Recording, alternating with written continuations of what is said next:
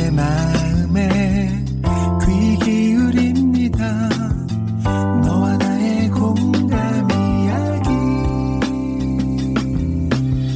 공감복지 라디오. 공감복지 라디오 시가 있는 클래식. 오늘은 1986년 소설문학 신인상 시로 당선을 하셨습니다. 시집에는 한밤의 이마에 얹히는 손, 당신이 없는 곳에서 당신과 함께 등이 있습니다. 백석문학상, 윤동주 서시문학상, 노장문학상, 김종삼 시문학상 등 다수의 문학상을 수상하며 한국 시단의 든든한 버팀목이 되어주고 계신데요. 현재 동의대 국문학과 교수이시기도 하신 전동균 시인을 만나봅니다. 먼저 시인의 시 한 편을 만나보겠습니다.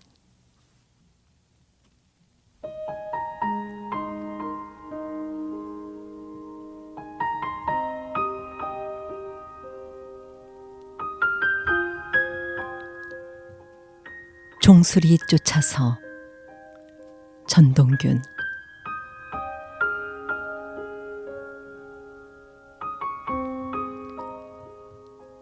종소리 사이사이 밀려오는 빛과 어둠들.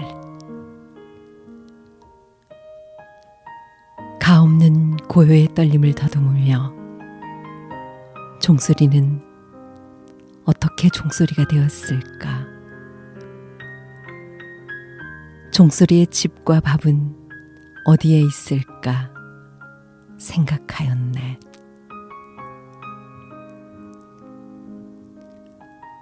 종소리 끝난 뒤에 울려오는 종소리. 내 무덤을 짓는 종소리.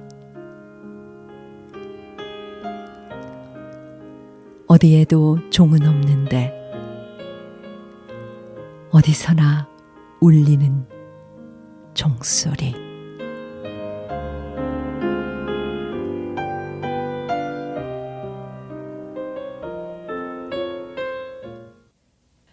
그러면은 전동균 시인을 만나보겠습니다. 선생님 안녕하세요. 반갑습니다. 예, 네. 안녕하십니까? 선생님 시를 읽으면은 마음이 왠지 차분해지는 것 같아요. 뭐라 그럴까? 마음이 좀 정갈해진다고나 할까? 독자들이 그렇게 느끼는 이유가 뭘까요? 예, 글쎄요, 이제 시는 이제 읽는 사람에 따라서 그 느낌이 이제 저마다 다를 수가 있는 건데요. 만약 그렇게 느끼신다면은 제 시가 좀 내성적이고 또 내면적이고 서정적인 부분들이 있어서 그렇지 않은가 하는 생각이 듭니다. 네. 그러고 보니까 2025년 어느새 작년인데요. 제8회 김종삼 시문학상을 수상을 하셨어요.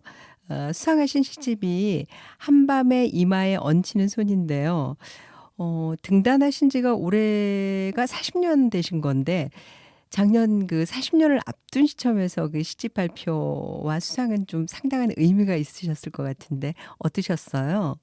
네, 뭐 40년 동안 뭐 시를 써왔다는 것에 대해서 개인적인 뭐 감회가 없지는 않지만, 실은 그 기간이 중요한 게 아니고 얼마나 제대로 된 시를 썼는가 하는 게 무엇보다 중요할 텐데, 그런 생각을 하게 되면 저절로 낯이 좀 붉어집니다.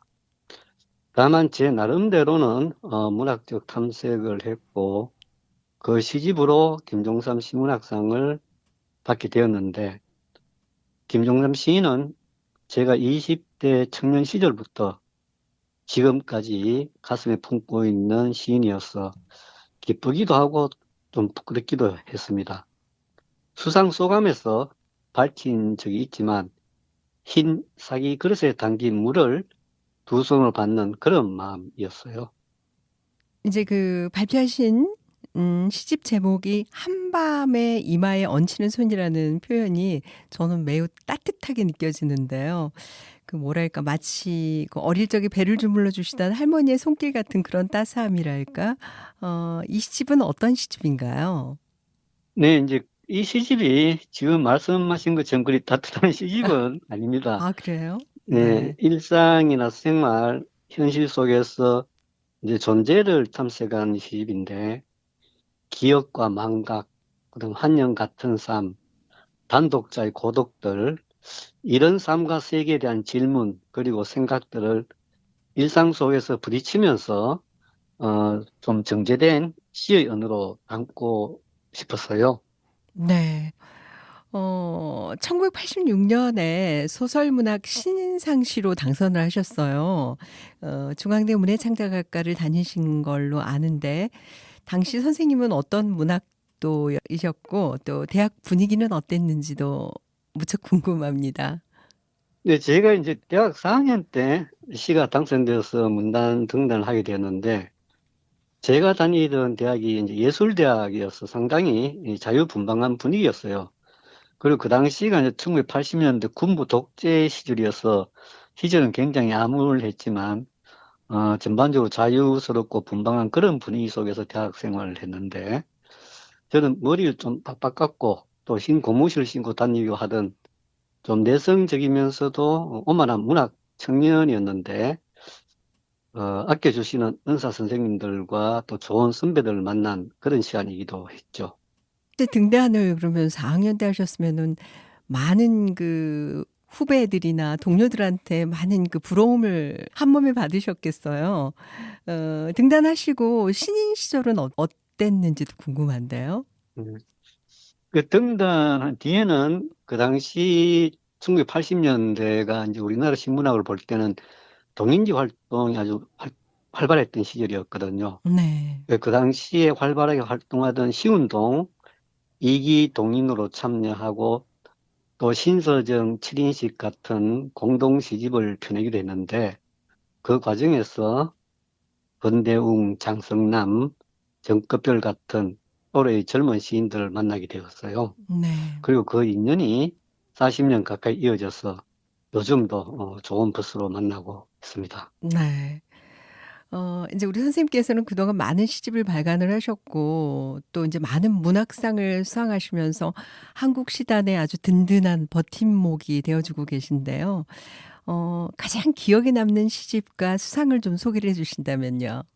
시집들은 모두 이제 저마다 기억과 의미가 있죠. 근데 만약에 꼭 한 것만 골라야 된다면은 2014년에 펴낸 시집 우리처럼 낯선을 드려야 될 것 같습니다. 이 시집은 제가 이제 서울의 직장을 그만두고 부산의 학교로 오면서 가족들과 떨어져 살게 되는 그런 삶의 변화 속에서 쓴 시집인데요. 또 제 나름대로는 기존의 서정시 문법을 좀 갱신하고자 하는 마음이 있었고 또 이 시집으로 백석 문학상을 수상하게 되었죠. 네. 제가 인제 그 앞에서도 잠깐 선생님 시에 대한 저의 느낌을 이제 잠깐 말씀을 드렸는데 선생님 시는 뭔가 좀 차분하고 정갈하고 정적이면서도 또 깊은 울림이 느껴지거든요. 그 시를 쓰시는 풍경도 왠지 그럴 것 같은 생각이 드는데 시 쓰기 가장 좋은 때와 환경이라면 그런 게 있을까요? 예. 예, 근데 제가 뭐 차분하고 뭐 정갈한 그런 시의 풍경도 있지만 또 내면적으로 격렬하게 어떤 고투하는 그런 부분도 또 있기도 합니다, 사실은. 네. 근데 어찌됐든 저는 아무도 없는 조용한 곳에서 이렇게 생각하고 시를 쓰는 걸 좋아합니다. 그 예전에 회사에 다닐 때도 주말에 광화문의 텅 빈 회사 사무실에 나가서 책을 읽고 글을 쓰곤 했어요. 그 지금도 주말에 가끔 학교 연구실에 나와서 음악 들으면서 또 이런저런 생각을 보듬곤 합니다. 이상하게 저는 집에서는 영을 잘 못 쓰겠더라고요. 네. 우리 선생님 고향이 경주시잖아요. 그 천마총 고분공원 동네에서 자란 걸로 알고 있는데 특별한 경험도 참 많으셨을 것 같아요. 예. 제가 어릴 때 이제 천마총 고분 동네에서 살았죠. 그 당시는 황남대총이나 천마총이 발굴되기 전이어서 그 큰 무덤들 사이에 한 30가구, 40가구 난집되는 집들이 있는 작은 마을이 있었습니다. 네. 그래서 이제 잡목이나 풀들이 무성하게 우거진 고분들을 이제 뒷동산으로 뛰놀면서 자연 속에서 성장했는데 이 밤에는 이제 짐승 울음소리 같은 것도 들려오곤 했어요. 음. 그런데 이제 초등학교 4학년 때 천마도가 발굴되면서 집들이 모두 강제 철거되어서 지상에서 사라졌죠. 그래서 저는 윤년의 또 원초적 공간, 그 보물을 잃은 듯한 어떤 상실감이 있었습니다. 큰 무덤들 위로 떠오르던 달빛들, 또 짐승 울음소리, 한옥 마당으로 쏟아지던 햇빛과 바람, 또 고옥을 철거할 때 새카맣게 떠오르던 박쥐들, 이런 기억들이 있는데 이런 경험들이 내 시에서도 일정 부분 영향을 미치지 않았을까 싶군요. 네. 그러니까 어린 시절부터 어떤 시적인 경험을 좀 하신 거네요. 우리 선생님께서는 이제 오랜 시간 시를 써 오셨잖아요.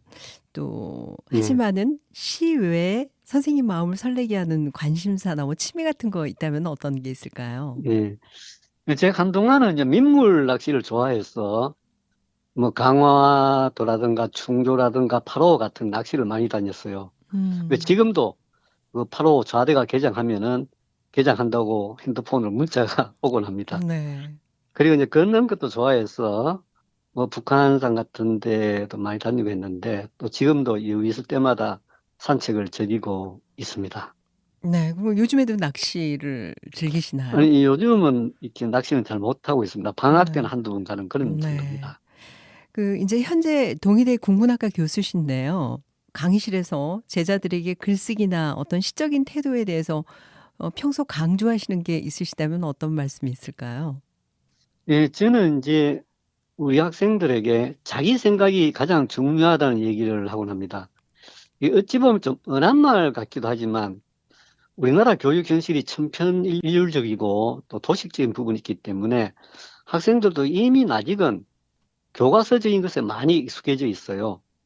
그래서 서툴더라도 네 생각을 써라 이런 얘기를 하는데 이것은 또 제 스스로에게 하는 말이기도 하죠. 왜냐하면 바로 그것이 창조성, 즉 개성과 상상력의 원천이라고 할 수 있기 때문이죠. 네. 자 그러면은 이쯤에서 선생님만의 시 한 편을 듣겠습니다. 어떤 시를 좀 낭송을 해 주실까요? 예, 제가 묵화라는 시를 한번 낭송을 해 보겠습니다. 네. 그럼 먼저 듣고 좀 설명을 듣도록 하겠습니다.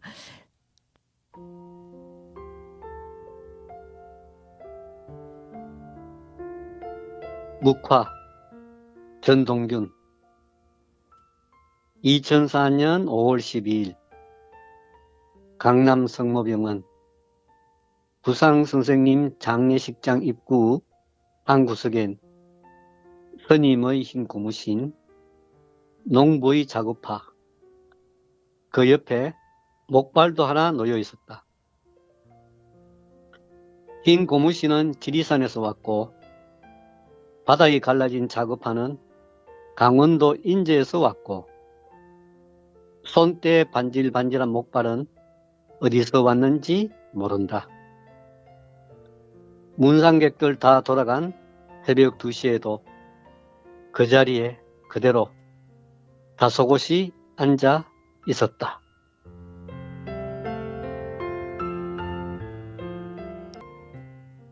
네. 묵화라는 시였습니다. 이 시는 어떤 시인지 설명을 좀 해 주신다면요. 예, 이 시는 이제 제 대학 은사이신 이제 구상 선생님 장례식장을 배경으로 쓴 시인데요. 구상 선생님은 이제 시인으로서 뿐만 아니라 종교적 영성에서도 그렇고 또 사회적으로 참 큰 어른이죠. 품이 참 넓고 크신 분이라서 스님들하고도 친했고 특히 장애인들을 친자식처럼 아끼고 도와주셨어요. 그래서 장례식장에도 다양한 분야의 많은 분들이 문상을 왔는데 저는 이제 그 장례식장에서 제가 현관 입구 신발 정리 담당을 했습니다. 네. 그래서 오시는 문상객들 신발을 가지런히 놓고 정리하는 일을 했는데 그 경험을 기초로 쓴 시입니다. 그 시에 흰 고무신도 등장하는데 우리 선생님이 학교 다닐 때 늘 신고 다니셨던 흰 고무신이기 때문에 더 마음에 와닿지 않았을까 그런 생각이 들기도 하네요. 사실 시를 쓰는 일이 때로는 고통이기도 하면서 또 시를 써서 참 다행이다라고 느끼셨던 그런 순간들도 있었을 것 같은데요. 어떠셨어요? 어, 시를 쓰면서 이제 얻게 되는 것은 사람이나 세상에 대한 성찰, 발견, 그런 게 아닌가 싶어요. 그 성찰을 바탕으로 세상과 나를 낯설게 이제 보려고 하는 것, 또 언어를 통해서 새롭게 발견하고자 하는 것, 또 보다 깊은 현상적 세계 너머의 어떤 더 깊은 세계를 탐색하는 것, 이런 게 좀 힘들기도 하지만 저는 이런 게 좋고 또 의미가 있다고 생각을 합니다. 그 선생님 아까 앞에서 말씀하실 때 그 음악 들으시면서 시를 쓰신다고 하셨었는데 혹시 즐겨 들으시는 음악이 있으실까요? 네, 저도 뭐 몇 가지 음악을 뭐 즐겨 듣고 있는 음악이 있습니다. 네. 네. 그러면 이제 저희가 클래식 한 곡을 선곡을 해 주셔야 되는데 어떤 곡을 선곡을 해 주시겠어요? 네.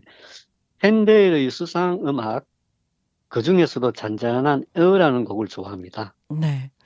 왠지 제가 느끼기에는 선생님 시를 닮은 아주 서정적인 곡을 선곡을 해 주시지 않았나 그런 생각이 드는데요. 이 시간을 빌어서 함께 듣고 싶은 분들이 계시다면 어떤 분들이 계실까요? 네, 가족들과 같이 한번 듣고 싶은데요. 특히 얼마 전에 10년이 넘는 직장 생활을 정리한 큰아이랑 들으면서 그동안 애썼다고 등을 토닥여주고 싶어요. 네. 큰아이가 아드님이신가요? 따님이신가요? 저는 딸이 둘입니다. 아 그러세요? 음 끝으로 그 최근에 발표하신 시들 중에서 독자들이 좀 읽어 주었으면 하는 한 편의 시를 소개해 주신다면은 어떤 시가 있을까요? 또 그 이유를 좀 간단히 말씀을 해 주시면 좋겠습니다. 네, 이제 제가 발표한 시 중에 이 작은 별에는 이라는 시가 생각이 나는데요. 이 작은 별에서라는 시는 지구와 환경을 생각하는 공동시집, 창백한 지구를 위한 시라는 단행본에 수록된 시입니다. 이 공동시집에 수록된 글들을 읽으면서 우리 청취자분들도 자연이나 생명, 환경 같은 것을 생각하는 작은 계기가 되었으면 좋겠습니다. 네. 근데 제가 조금 있다가 이 시를 읽어 드릴 텐데 제가 이 시를 읽으면서 사실은 공부를 좀 했습니다. 그 카카포새도 나오고 뭐 사막 캥거루쥐도 나오고 맹그루 나무도 나오고 그래서 열심히 또 공부하면서 읽었던 그런 시여서 많은 분들이 좀 읽으시면서 공부도 하셨으면 좋겠다는 생각이 드네요. 네. 선생님 오늘 함께 해 주셔서 너무나 감사드립니다. 예, 감사합니다. 오늘은 1986년 소설문학 신인상 시로 당선을 하셨고요. 시집에는 한밤의 이마에 얹히는 손, 당신이 없는 곳에서 당신과 함께 등이 있습니다. 백성문학상, 윤동주 서시문학상, 노장문학상, 김종삼 시문학상 등 다수의 문학상을 수상하며 한국 시단의 든든한 버팀목이 되어주고 계시는 분, 현재 동의대 국문학과 교수이기도 하신 전동균 시인을 만나봤습니다. 전동균 시인의 시 가운데서 이 작은 별에는 이 시를 제가 낭송을 해드리고 전동균 시인께서 선곡해 주신 현대의 수상음악 중에서 에어를 감상을 하시겠습니다.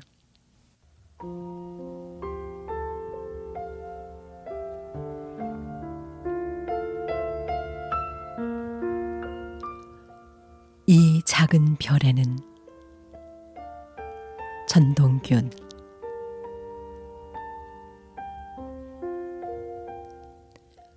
밤에만 우는 새 카카포가 있지. 일생 동안 물을 먹지 않는 사막 캥거루쥐. 뿌리로 숨쉬는 맹그로브 나무. 초음파로 물고기를 잡아먹는 불독박쥐가 있지. 씨앗에 독을 숨겨둔 주먹. 시체만 알을 낳는 송장벌레. 땅속에서 꽃을 피우는 오스트레일리아 난초도 있지. 누가 뭐라든 무슨 짓을 하든 초속 30km로 돌고 있는 이 작은 별에는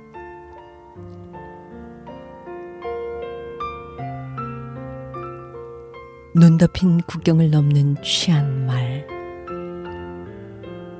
고삐를 당기는 소년의 언 손, 벼랑 끝에 매달린 사원, 늘 배고픈 밥그릇과 밥그릇들의 끝없는 싸움과 해질녘 숲길 걷는 사람, 나뭇잎 한 장 들고 먼 하늘 우르르는 사람, 삐뚤음한 모자,